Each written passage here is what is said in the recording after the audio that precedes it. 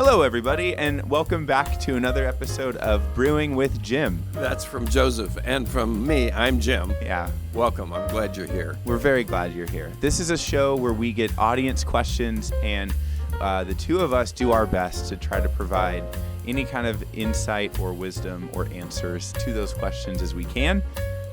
Jim, today we have a fun one, and it is seasonal.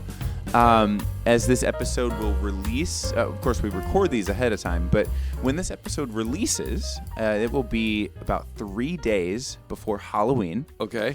The question today is, should Christians avoid celebrating Halloween? Okay. Are you turning it over to me now? If you'd like to, sure. Sure. I can also go for it, but I don't celebrate Halloween. I observe it. And there's a difference between celebrating something and just observing it. Culturally, it would require some strange behavior to avoid it completely.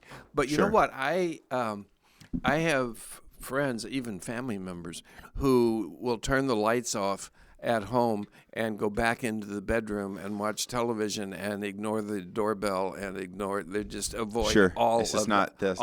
If Halloween is the kids coming by with a large sack, and that's right.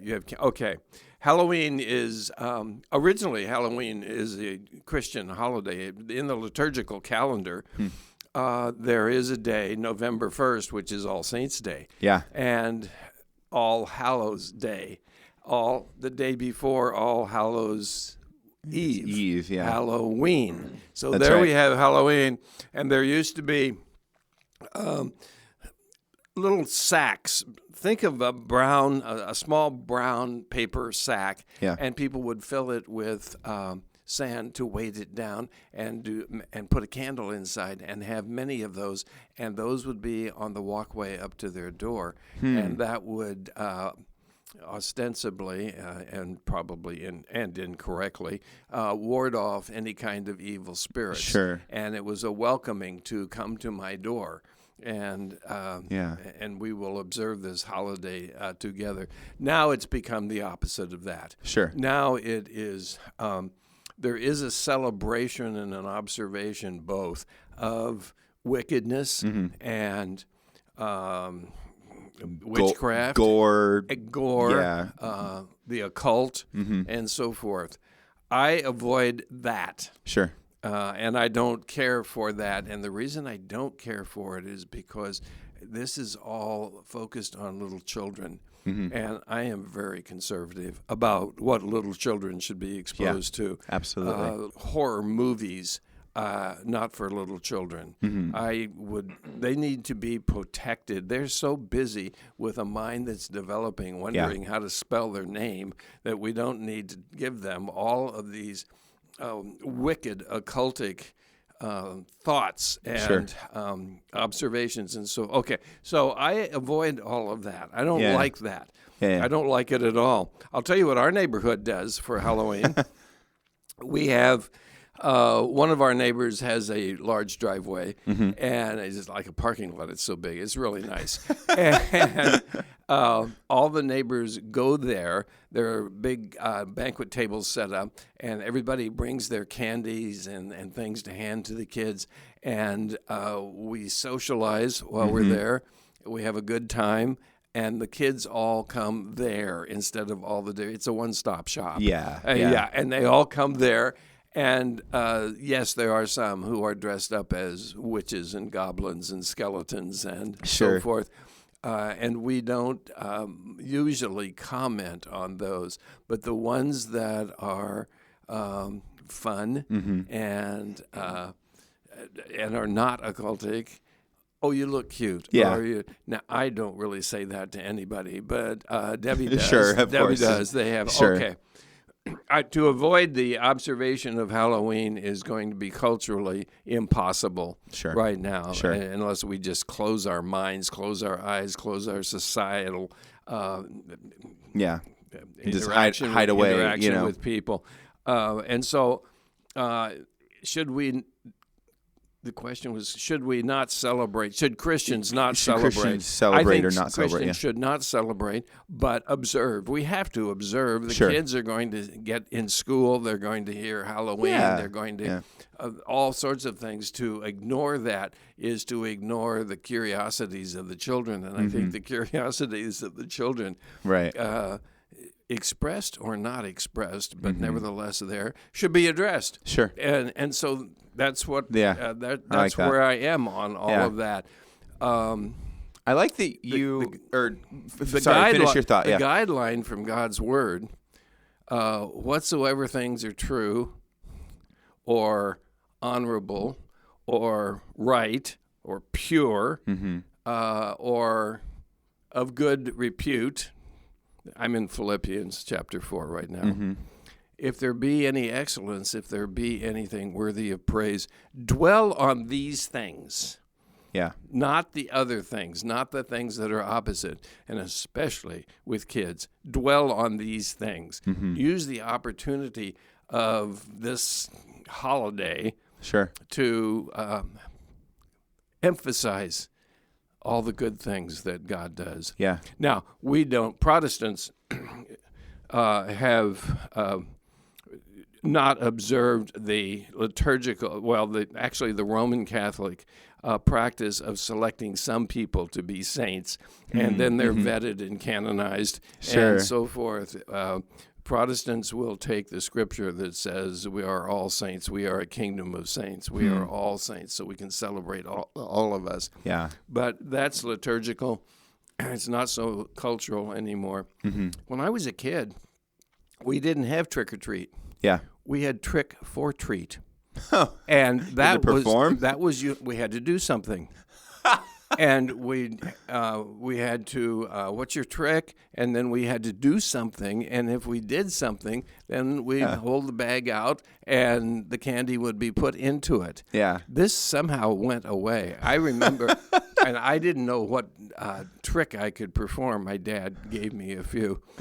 He told me one time to recite the history of fleas. Adam had 'em. And that's the whole history. That was my trick. And oftentimes Adam had 'em. So Oh my goodness. I did that trick once. Yeah. Now the common, especially among older trick or treaters, trick for treaters, trick or treaters, is to do damage to somebody's house, TP the house, or I'm of course opposed to that. I don't like that at all. But that was done when nobody answered the door, and there was no candy. Sure. Yeah. And now, of course, parents have to be very, very careful, because people have done such things like putting fish hooks in popcorn balls. Yeah. And so you just can't You always do that. be careful and the kid, with that, yeah. Yeah. And the parents at our place, because we're all in one driveway in the neighborhood, the parents are right there with them. But often parents stand on the sidewalk away from the door and watch the kids go up and come back and so forth. Yeah. All right. My summary of this, I want to hear what you have to say of course, too. But summary of this is, yes, observe it, because it's culturally difficult to avoid observing it. Observe it in such a way that that it is pure, and it is lovely, and it is of good repute. Yeah. And so the children have an idea that while we hear other things about this, this is the way we do it. Yeah. Yeah. What do you think? I get. I love that you started off with like establishing a nuance that there's like a spectrum of how far a person could potentially celebrate or observe Halloween. Right. And that's the case with any holiday. You could go anywhere from not observing it at all whatsoever to, kind of, dabbling with it, to really taking it far, going really far with it. You could be decorating your entire front yard, and you could... As a graveyard. Exactly, yeah. My sister and my brother-in-law actually do that. Really? Yeah. They love Halloween, and they love decking out their house for it. Well, so I think Disfellowship from them, then. I will. Yeah. Okay. Oh, I already have. Oh, clearly. well, No. that makes it easier. No, not at all, of course. But no, establishing that there's a range of participation, Yes. levels. And I agree with you that there are aspects of traditionally or culturally what Halloween has become: the occult, witchcraft, gory, violent, bloody, scary, All that. jump scared stuff. Like, I really just don't want any part of. And that comes maybe less from a religious perspective in my heart, I think, as opposed to it just doesn't appeal to me. I don't like any of that stuff. And maybe that's that. Maybe Well, I comes could from tie it religion, into Christianity. We have Christ within us, and that is the opposite of him. And Sure. that we resist that Sure. or are repulsed by it. Yeah. So I not to say that's a solution, not to say, well, you should just stop liking that stuff. That's nothing. But I do think that there is something to be said about not diving into the deepest and most arcane and repulsive stuff that Grotesque. Halloween can, grotesque stuff that Halloween can include, right? And then the definition of celebration is a whole other thing. I'll put it this way. I've got 2 young boys. Last year for Halloween, my youngest son wasn't even born yet. So we had one son at the time. He dressed up in a banana costume, and he ran around the street obviously with us. No cars. We block off the street. And he was just running around the street holding out a bag for people to put candy in, and he was just yelling, "Banana, banana, banana," and is all he could muster. He was a year and a half old, and it was cute, and it was great, Right. and it was a ton of fun. For him, too. For him especially. Yeah. We still look at pictures of that night, and he'll just start yelling banana. So there's clearly... Good thing he wasn't an onion or asparagus. Oh, absolutely, yeah. Would have all of us crying. No. There's clearly nothing wrong with that. There's nothing objectionable. This year I don't know what we're gonna do. A couple years from now, I could imagine he wants to dress up like Spider-Man or something. I don't know. That's great. It's cute. Yeah, it's fine. Sure. There's no worries with that. For me, we answered a question on a previous episode. I don't know the number off the top of my head. We answered a question. No one does. It's true.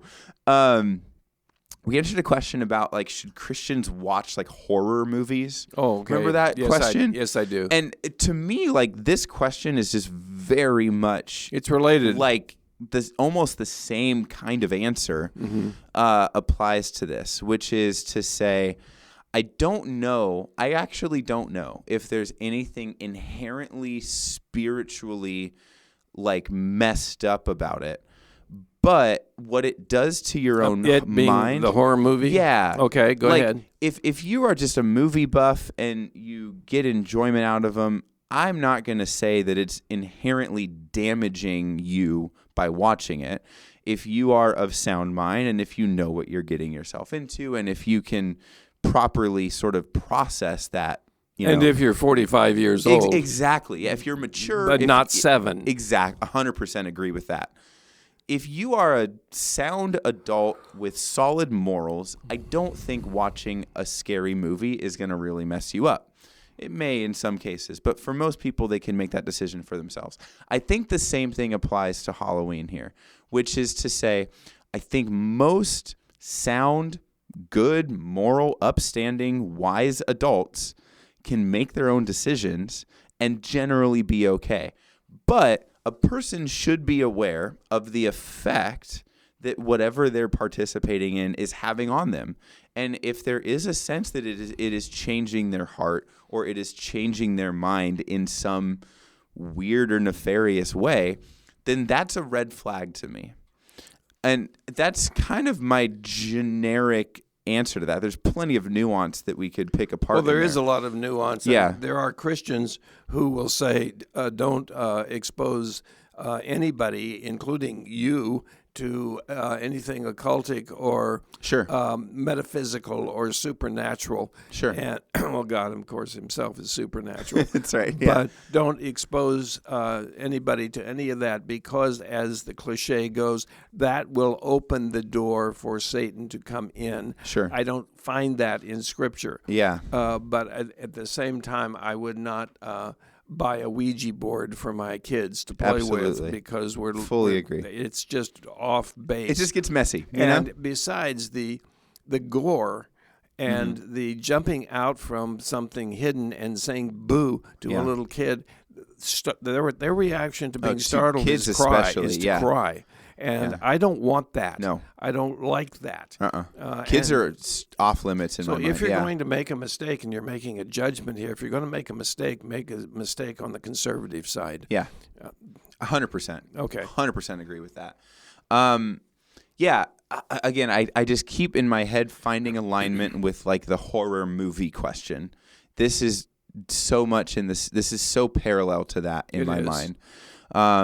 Again, exercise wisdom. I don't think it is strictly off limits, but you have to exercise wisdom. I agree with you. You've got to keep kids out of the worst and scariest parts of it. That's just immoral to drag a kid into that. Excuse me. Especially if they're uncomfortable with it. Yes, I concur. As a pastor, I can tell you that parents will come to me, and ask me this question. Mm-hmm. And I am not just go off and make any decision you want That's to right. make that you feel Yeah. is the right thing. Yeah. There are guidelines here. And my guideline is protect the child. Yes. And create for the child an environment that is happy. That's right. And is fun and is pleasing and Absolutely. is safe. If a boo startles the child, don't do that. Now we're on our road for who's under my bed when I go to sleep at night. Yeah. And those thoughts and those fears are real. Yeah. The guy under the bed is not. Yeah, But that's right. it doesn't matter. Absolutely. And so I'm strong on protecting little children. Absolutely. Now, I'm a parent. Excuse me again. I'm a parent, hypothetically here, and my little kid goes to school, and it's a school that celebrates all of this gore. And That's weird. Yeah. Depends on the age. Yeah. well, it may depend on the age, but I've been in classrooms, elementary school classrooms, where there are witches' hats and there Sure. are ghosts and various things that Sure. would give That I'm assuming are like cartoony kind of clip art, yeah. yes. Okay. Yeah, but if I Yeah. don't know, do children dress up for Halloween in a school? I don't know. Some schools will do that. Yeah. And obviously younger ages. It needs yeah. guidelines, but It this does. person who asked this question is concerned about what's right Yeah. and what is not right. And you're saying that it's not black and right. Yeah, It's- right. That's right. Yeah. It's requires wisdom and requires judgment. Yes. But the guideline, I can still give a guideline, and the guideline is view it from the perspective of the child. Yes. And Absolutely. what is this doing to me? And then make your decision. And if you have to make a mistake on the side of fun and purity. Absolutely. Okay. I think that when I'm thinking back to my childhood, because you kind of sparked some memories. When I was in elementary school, my school allowed us to dress up on Halloween, like to school. All right. But you bet there were tons. I remember them, to some of them at least, that there were limitations on what you could dress up as to come to school. Oh, okay. Right. And so there certainly no blood, no gore, no like viscera and flesh and stuff like that. I remember there being a rule about nothing that would be construed as being like scantily clad, nothing that, like it ended up really normalizing the regulations to where every boy dressed up as like a superhero, like one of their different superheroes. Or every girl was like a doctor, nurse, teacher, like super generic. Right. Okay. And I think that's great. We came to school one day dressed up, and I remember carving like one of those like small pumpkins in class that day.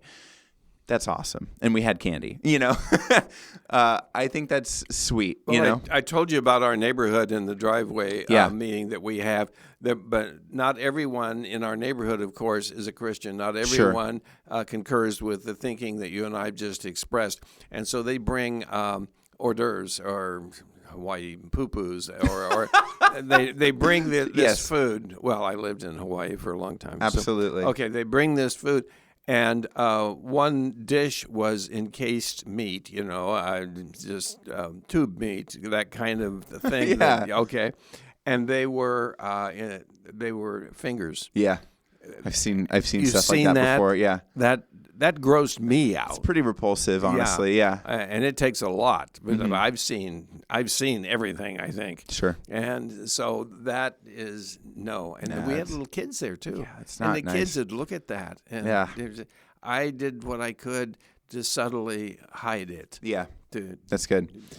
Speaking of like fun opportunities too, maybe just in closing. Okay. I remember as a kid as well, my church would host what they called alternative night, which was like, I don't know if it's this in your face nowadays, but back when I was a kid, it was very much like an anti-Halloween. It was an alternative night. It was an alternative to Halloween. Yes. And so on the church property, they would basically have this big block party. I think much like what you're describing with your neighbor's driveway, where there's carnival games, there's a big inflatable slide, there's music, there's a bunch of candy. Come with the whole family, as an alternative to trick-or-treating, an alternative. I was pastoring in a church when that didn't happen. Sure. And I can't say that it was a sole idea of my wife, Debbie, but it was her idea that we try such a thing. And we called it Harvest Festival or something like that. And it became very popular. Yes. And it was not only popular with our church, it went to other churches. Absolutely. And then the mega churches, Saddleback, for example, had big festive harvest things on Halloween night, and that gave the opportunity for the parents to bring the child there, and they all the kids had a great time. It's an opportunity to participate. You don't feel like you're missing out. I'm glad you brought that up. Yeah. Yes, let's recommend that. I love that. I think those are great opportunities, and for anybody listening, if I'm sure you could check in with your church, and they might have a thing like that or know of a church that does. And, right. It's just a fun thing. Okay. All right, let's wrap this thing up and get to our second segment. Okay. The second segment is always a question Jim does not know ahead of time, and it's always just kind of for fun. My question for you today is, if you had to lead a book club over any book of your choosing, what book would it be and why? And I want to stipulate, because this is probably where your mind goes, let's make it not the Bible. Okay. Yeah. No, I wouldn't recommend a book club. Yeah. People join book clubs because they enjoy reading, I guess, and then socializing about the book afterwards and so forth. Okay, I'll tell you about my book club. Okay. I'm excited. Okay. It was a professor of mathematics at a college where I was interpreting, and he and I became friends, and we decided that we're going to create a book club. Oh, wow. Okay. Okay. And there were we called it the World Book Club, and there were only two of us in it. And the way we chose books was one of us would choose the book and get two copies, one for us and one for me and one for him. Yeah. And then we would reverse that. Oh, that's fun. And it was fun. We had a good time. And we choose something not to please the other person, but to please us, to please me. Yeah. Yeah. And so it's remarkable. Holy cow. Okay, go ahead. It was fun. Yeah. It was fun. And but he came up with books that one of them was the history of the number 0. And I'm thinking, okay, there is such a book. I read it. Yeah. Yes, and I learned that zero was considered evil by the Roman culture and the Greek culture. There is no Roman numeral for zero, and that's because it hadn't been conceived. Now, how you do long division with Roman numerals and no zero, I'm not quite sure. Oh my goodness! But yeah. And then I would get a book that was something of my interest. I was not trying to be altruistic here and get something that he would like. Sure. This is something I like, and you read it, and then we'll discuss it. We did that back and forth. That's amazing. That lasted for several years. Yeah. How many books do you think in total did you go back and forth reading with each other? 20, 25 maybe. That's incredible. Yeah. That's awesome. Yeah, we did that, and we'd have to, but the relaxation of that, the no pressure burden on my shoulders of that was I can go get any book I like. Exactly. And I didn't have to think about him. And I like it, and here I'm shoving this down your throat. You read this, and then we'll talk about what happened there. Was that I became interested in subjects that I would never have been interested in. Yeah. He would bring math books, but they're not arithmetic books. Yeah. They were advanced concepts like the history of the number zero or imaginary numbers that don't exist, like the square root of 1. Yeah. And yet the number doesn't exist, but engineers use it. And I didn't get that. And I read the book, and so here I am. Well, you can't picture me if you're listening because you don't know what but Google me. You'll see pictures of me. Here I am sitting down reading the uses of imaginary numbers. And would I pick that out of it? Never. Not once. But it was fascinating to me. That how can somebody use something that doesn't exist? Yeah. And then what else? Okay, so there's my story about the book club. Yeah. I've never belonged to another book club, but I miss that. Yeah. I wouldn't mind finding somebody who would like to do that. Yeah. We have a friend here at school. His name is Mark, and he teaches. He teaches literature, American literature. I don't know if he does Brit Lit or not. Yeah, he probably does. I think so. Yeah, he's one of the smartest guys that I've ever had casual so conversations wise. with. And so the students they're assigned to read a book. Mm-hmm. My axiom in life is assigned reading is never fun because you know when you're reading it that you have to go back to class and discuss this. That's and, right. You know, and you need to say something brilliant like I think the protagonist didn't have proper toilet training. And, and you'll be graded on it. And you'll be graded and you'll be critiqued out loud by the teacher. And I never liked that. No. I started reading classics after I finished all the schooling. Yeah. And I read Moby Dick only about 5 years ago for the first time. Wow. And I thought, wow, this is really, really good. You have to read about a lot of whales, but this is really good. Mark told me one time that analysis will suck the life out of a book. That's right. And here's the guy who does the analysis and teaches the analysis. So I don't really pick classics like that. I wouldn't in a book club. But I'd like to find somebody who'd like to do that, and we could just have. Yeah. Okay, there's my answer. I love it. Your story with this math professor reminded me of there's a podcast I listen to that is about video games, and they'll do an episode every month or so where they kind of have like some competition between themselves. It's always something.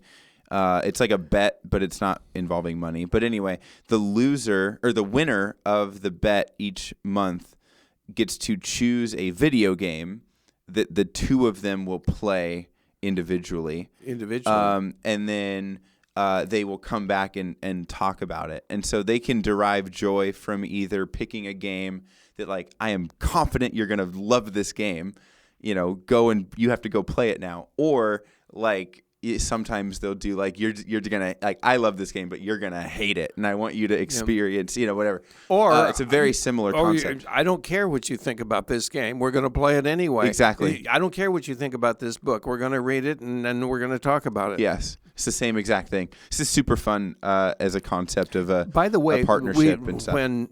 When my friend and I, the math professor, and I did that, we never, ever experienced reading a book we didn't have interest in. It was always something positive we could say. Turns out books are good. Books are good. Turns out, yeah. Okay. Hey, let's wrap this thing up. All This right, has been a great episode. As we close, always, we want to extend an invitation to our audience. We have an email address that is brewingwithjim@gmail.com. And our invitation to you all as you finish this episode is to reach out to us if you have a question, if you have a story, or if you just want to introduce yourselves, tell us a little bit about where you're listening from. We would love to hear that. Again, that's brewingwithjim@gmail.com. If you're inhibited about emailing us for some reason, tell us that you're inhibited about emailing us. Just send us an email and send tell us an email. That. Exactly.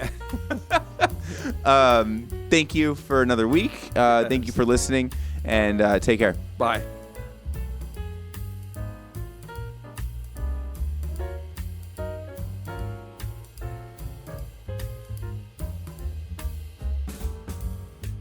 The topics that are covered and the answers that are offered during episodes of Brewing with Jim are designed to mine the wisdom attained from a life of pastoral ministry and care. They do not constitute professional or clinical training or expertise in the areas of counseling or mental health. CVCS and its podcast network want to provide a platform for the discipleship of our community. Brewing with Jim is our attempt to foster that environment in a format that is accessible for everyone to participate in.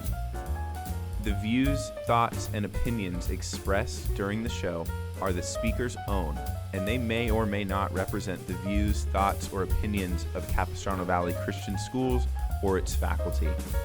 The material and information presented here is for general information purposes only.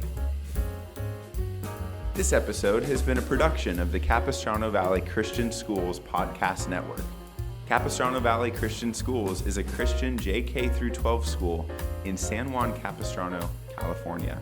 Be sure to check out, subscribe to, and leave a review of this show and the other shows on our network on your podcast player of choice. Doing so supports the school community in a multitude of ways. For more information about the CVCS Podcast Network or any of our other shows, check out cvcs.org or email podcasts@cvcs.org. On behalf of the whole network, this is Mr. Jasper saying thank you again for listening and stay tuned for more.